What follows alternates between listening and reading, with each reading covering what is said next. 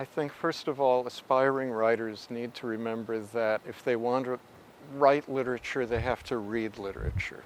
And that means devoting themselves to reading as much good literature from the past and absorbing it as they possibly can. The second thing they have to do is write as often and as well as they can based on the models that they have read and loved. A writer is a reader who has been called to emulation, so that a young writer has to feel, this is wonderful what I've just read, and I want to do it myself.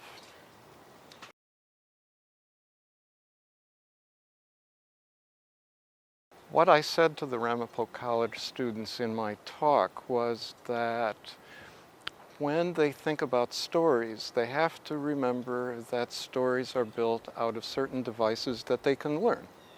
That it's not just all guesswork. That there are ways of studying literature that allow you to do it yourself. And so what I told them was, first of all, stories begin when things start to go wrong. Stories are built out of urgency and momentum. Stories are about something that is both true and beautiful. And that's why literature is worth reading and why it's worth writing.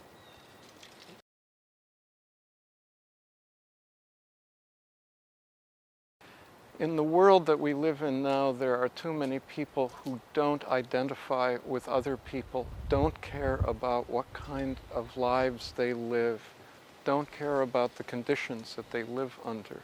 One of the things that literature does is to call to us to have experiences of empathy for others and to imagine what their lives are like.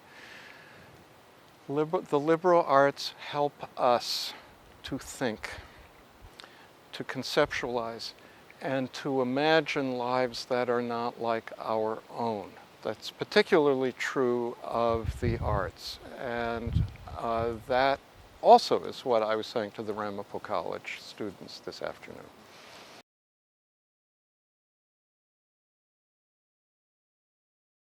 First of all, I would say, don't give up.